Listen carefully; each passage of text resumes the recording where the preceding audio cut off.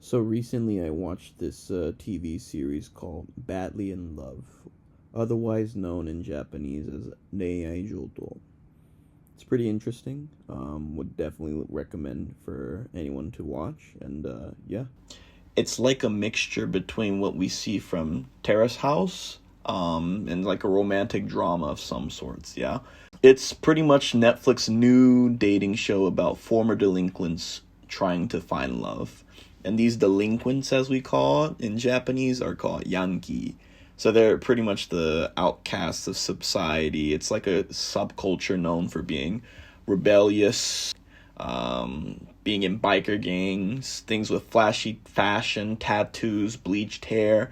So anything that you're trying to do to be the nail that hasn't been hit yet. You know what I mean? You're the ones who are trying to resist the norms of society.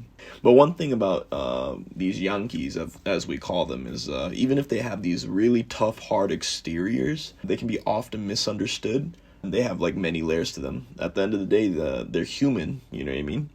So Netflix, they came across this project and they used it essentially as a theme to create these different tensions and emotional drama based on subverting what we would normally expect about a Yankee. And it's interesting because this gives out like the old nostalgic vibes when you look at old anime from the 80s and 90s. The bad boy in the class, yeah, they tended to be the Yankee. Let me get back to the show premise. Yeah, it's pretty much a show where it started off with 8 people, or 8 former Yankees living together for 2 weeks. They try to build relationships and open up emotionally, and it's sort of a mix between a dating show and a social experience. The dynamics that each people bring, it's kind of interesting in the sense that people get jealous, people get frustrated, people grow, and then there's a whole bunch of drama. You could feel the tension. And it's not like a normal American type drama. It's an insight into the Japanese type of drama, if anything like that. Of course, some things are over exaggerated for playing up to the camera, but there are some truths in how they kind of go about interacting with each other. So now I'll just get back into the main meat and bones of the show, and it's pretty much dependent on the cast. If the cast is quite shit, then you can't really connect, or you can't even feel incentivized to watch it. You know what I mean? And out of the guys, we got Tsuchan, we got Milk, we got someone named Takuru, and then we got Nisei and Yambo. So these are, at least for the guys, the 5 people that we're introduced to.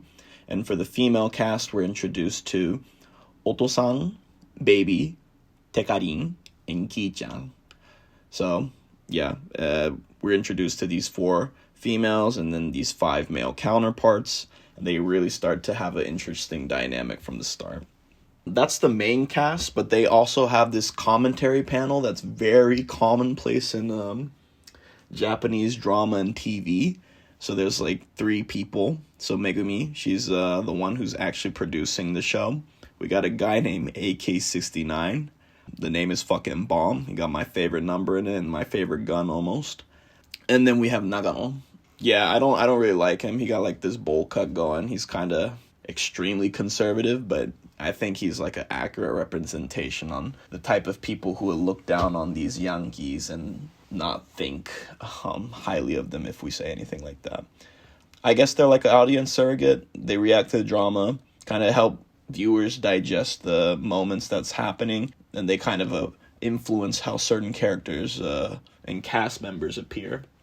So Netflix would then use them to essentially control the tone, whether to make something funny, a little bit more emotional, a little bit more dramatic. You get the point. That's just the basic stuff. It's like watching with friends, essentially.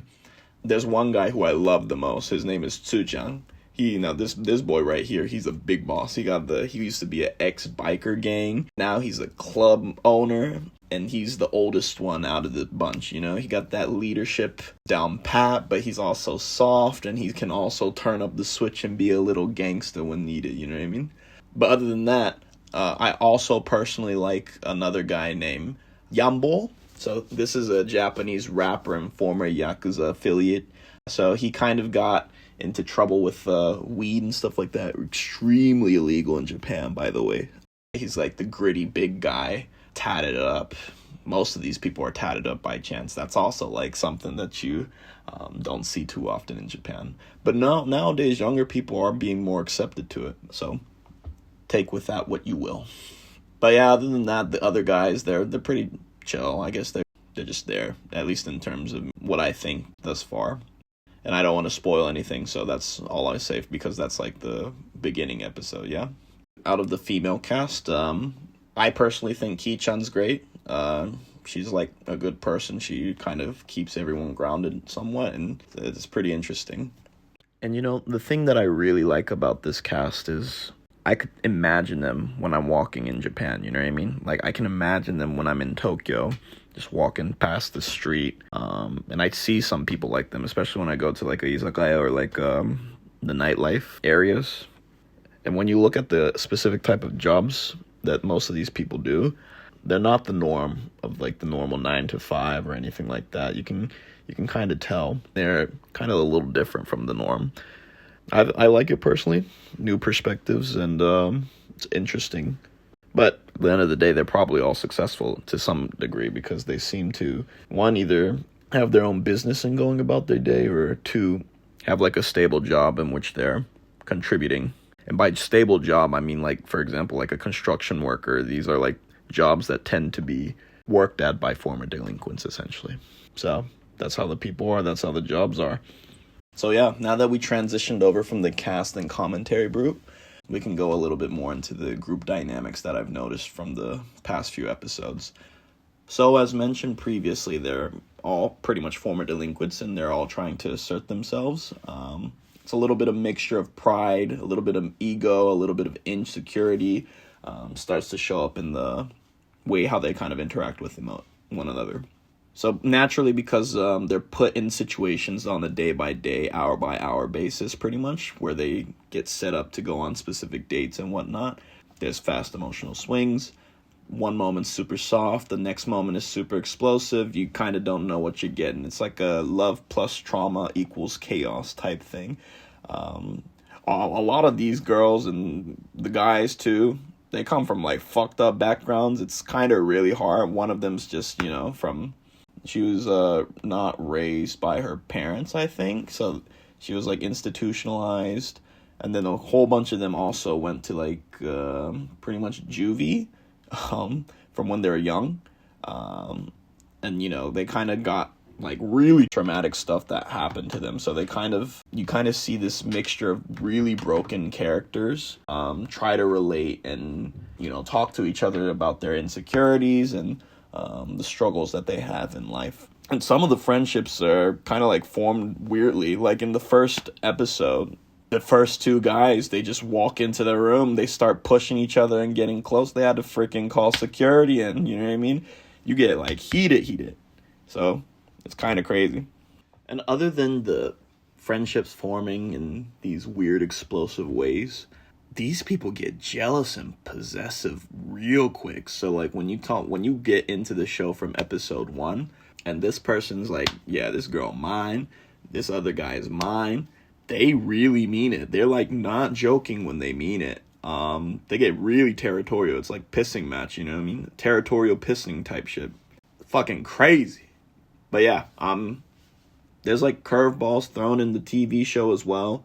One episode's going one direction, then the second episode kind of switches everything on its head, and you really don't know what to expect. And something similar also happens in the third episode, and then you get these pretty much one-on-one times that they spend with each other to switch up dynamics. And it's something interesting to see as you realize that people are starting to prod into specific relationships and really see if they're interested in one person or another. But then on the other hand, you have like people who just chilling. They're just like there for good vibes and going about their day. But the one thing that I genuinely liked about this show is how open it is, considering it's a Japanese TV show. Not often do you get to hear people go through the fucked up shit that they go through, you know what I mean? I think one person got graped, you know what I mean? Like the fruit. And, she kind of went her own way because of it as well. It's kind of like tough people fear emotional intimacy. because of that. You know what I mean? There's like certain things that people can't really open up about. But in these few episodes that I've watched with these people, I feel like I've made an intimate connection with them in the sense that they're opening up and they're actually people. You know, it's not like some caricature or just like some entity that I don't know.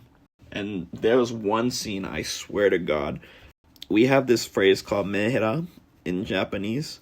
It's kind of like mental health kind of harassment in a sense, where the girl is kind of a little bit scary in certain situations, in the case where she might do something, not to other people, but to herself.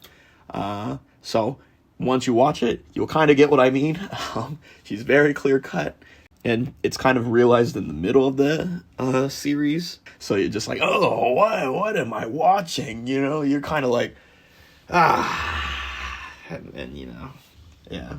But, you know, other than that, I mean, there are some moments where the episode kind of sprinkles in like some artificially made stuff. Like there's one scene in, I believe, episode 4 where, some water got splashed on someone and it, you know, created like this really heated up moment. So whether that's like actually because it was like a genuine rage moment, or, you know, if it was a little bit of the cast or like the directors being like, do a little more, you know, it's to be decided. But, you know, give it a watch, check it out, and then kind of see how it goes. But yeah, I mean, really good show. Would recommend. There's 3 episodes remaining, and it releases on December 23rd JST. I'm not sure what that is in America or wherever you're from. If it's EST, I believe that's probably the 22nd night sometime, maybe 23rd morning. So, you know, a little Christmas present before your Christmas. I can't wait to see the finale. It's kind of melting down right now. The most recent episodes, all the things that I knew would happen kind of didn't happen the way that's going. So, yeah, give it a watch. Let me know how I feel. Currently, I give it like a score of, I give it an 8. It's new, it's fresh. Yeah, and I love my Yankees, you know what I mean? They're good people at heart, is what I'd say. They're good people at heart. So yeah, give it a try and let me know what you think. That's it for me. See ya.